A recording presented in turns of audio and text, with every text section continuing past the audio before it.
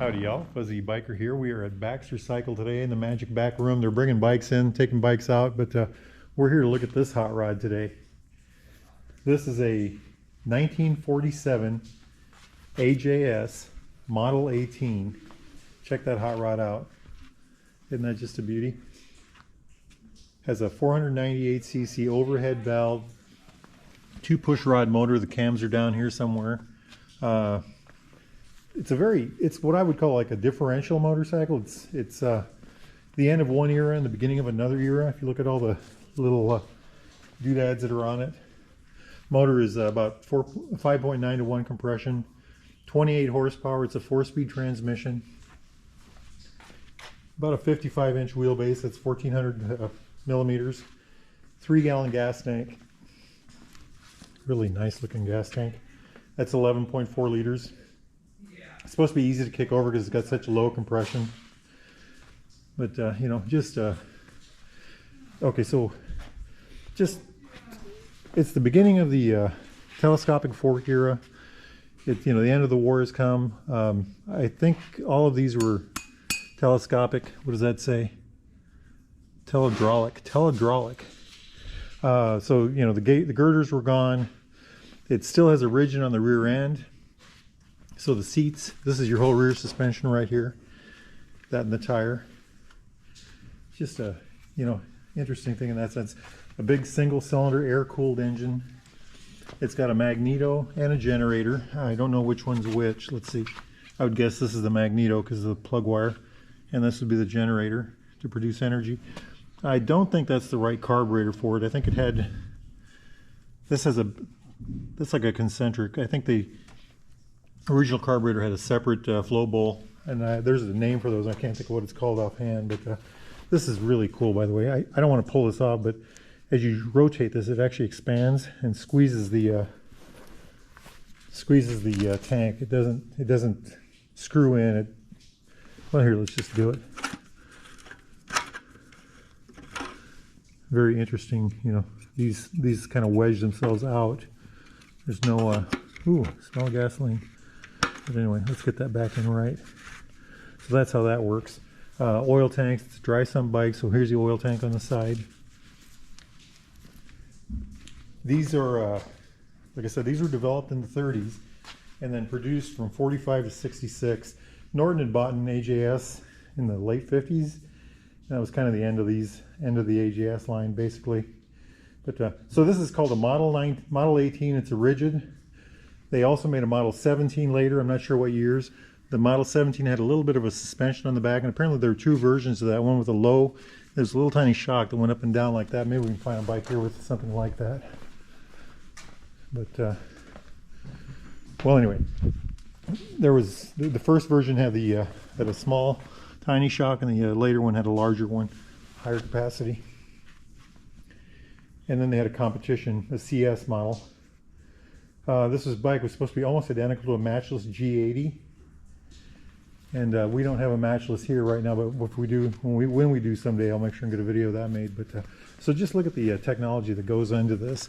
The frame, the solid frame with the rigid rear end, the beginnings of the telescopic fork system, the large single cylinder. I think this is still a cast iron cylinder and head. The generator, or magneto, I guess it would be, running off of the crank right there. This nice casting, the whole thing here. Kickstart, of course. The what we would call a very lightweight looking frame. Something that really jumps out to me when I look at this bike, of course it's 6-volt, is this is a tin cover over the primary, the compensator. But look at this. This is a band that wraps around it. And, with a compression screw right there to hold this thing tight together. Later versions of this bike had a cast piece here. But again, here's your axis, probably for an adjuster. But I just love the way these things look. Look how light that kickstand is.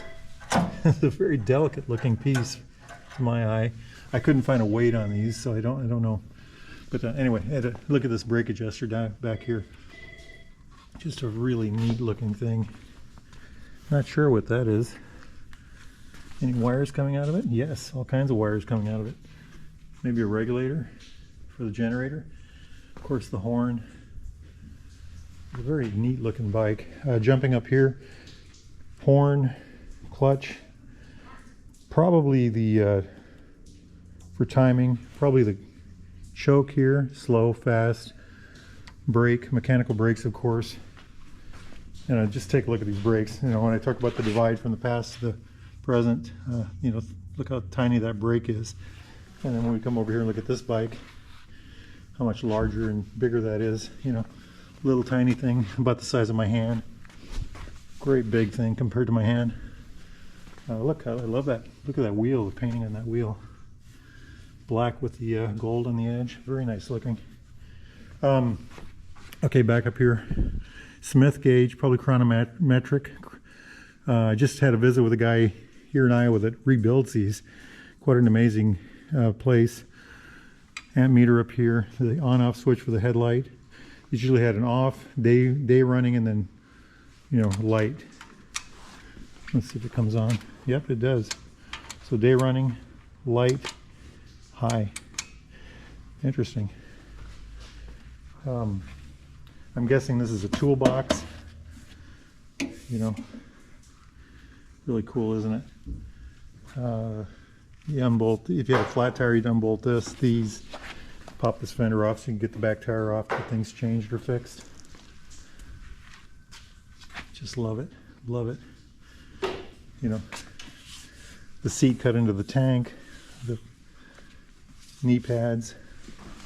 Just this bike is in really good shape, by the way. The paint is excellent. I know it runs, actually, they told me that. Just a good example. It's a cold winter day here in Iowa. It's the first day of February. The first day of not January, as we call it. And so we won't be able to take it for a run. But oh, here's the Speedo drive on the back. That's an interesting thing. I wonder what that's for. I'll have to find out.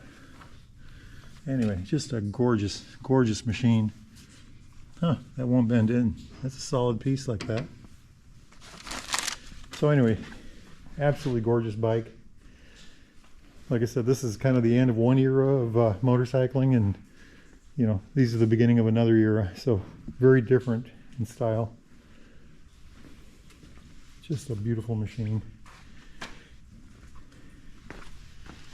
If you guys are interested in something like this, get a hold of Baxter Cycle, baxtercycle.com. Ask for Randy, Jeremy, any of those guys that can help you out with this stuff. Alrighty, have a great day. Wahoo!